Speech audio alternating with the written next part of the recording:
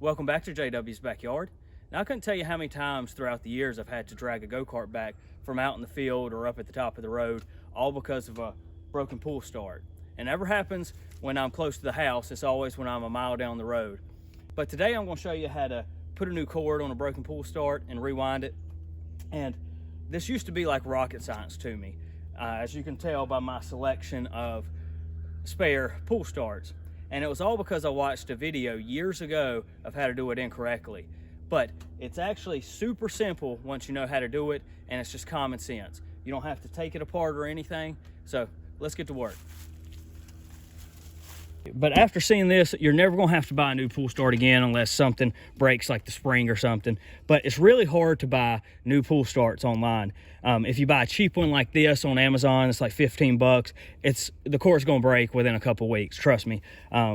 This one I've already redone, but they use super cheap cord. And if you try to go out of your way to buy a Predator brand pull start, and as far as the listing goes, this looked like a genuine Predator pull start. It's not. These are just cheap stickers they put on there to make like a Predator.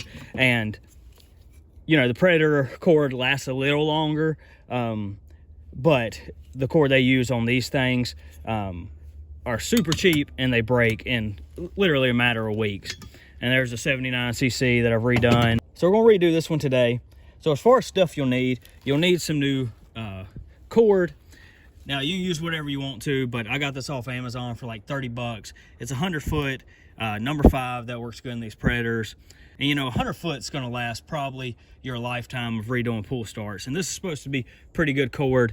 I just did one of them with some cobra cord, and this is supposed to be unbreakable. And it's designed for snowmobiles, so you don't have a cord breaking in a place you wouldn't want to get stranded in.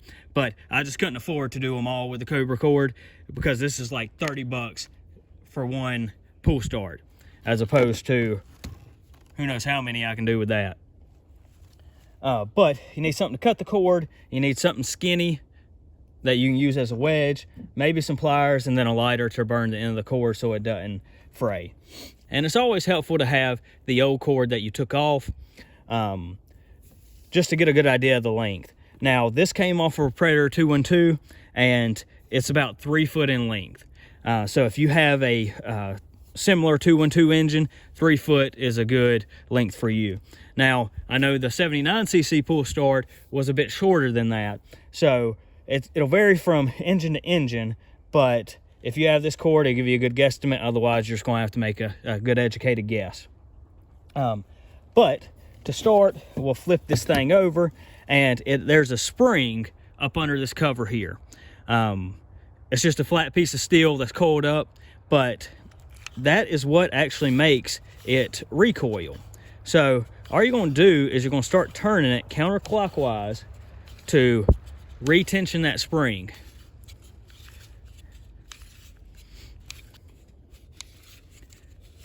And you're just going to keep turning it until you can't turn it anymore. And that's going to be where that spring's at its max tension.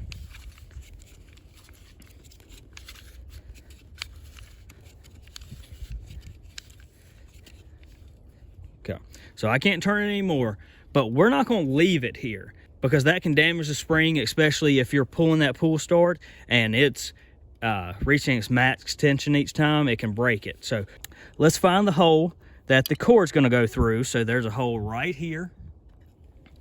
You can see it right down in there. That's where your pull start cord is going to go through.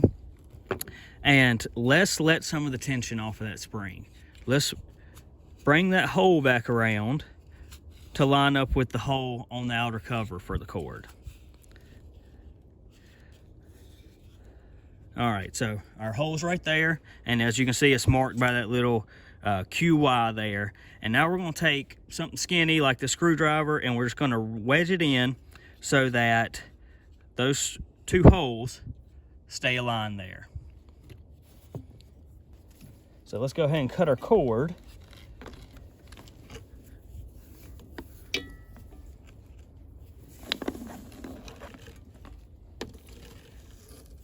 And I always cut just a little extra so we have enough extra slack to do our knots.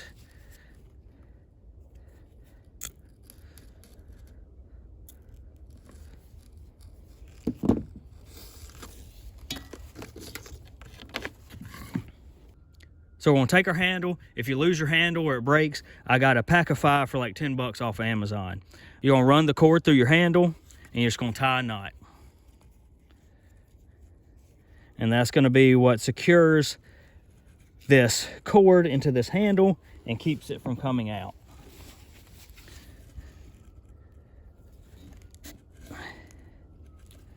And let's actually burn the tip of this cord so it doesn't fray.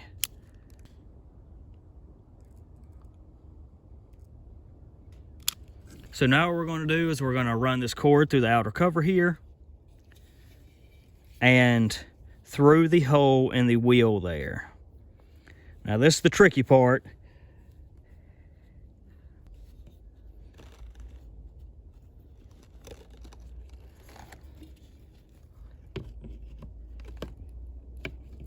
All right, we've got our cord coming through our wheel. We're just going to tie another knot.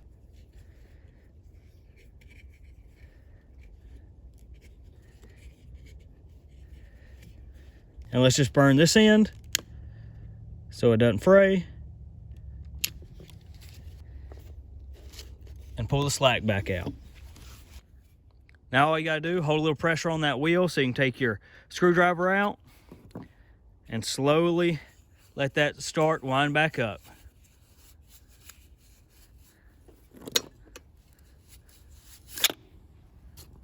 And there you go.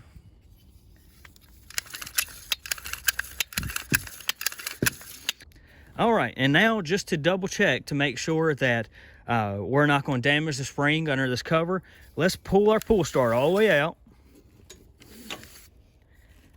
And we want to make sure that when our pull start stops rotating, it's because we're at the end of the rope and not because you've reached the end of the spring's ability to tension, because this can break your spring over time. But that's why we reach the max tension of the spring and we let some of the tension off so that we weren't constantly banging against the limit of that spring. And we're good here. And that's all it takes. But if you found this helpful, make sure you like, subscribe, comment. I get a lot of video ideas from people's comments, so feel free to share your thoughts, good or bad. I'll see you next time.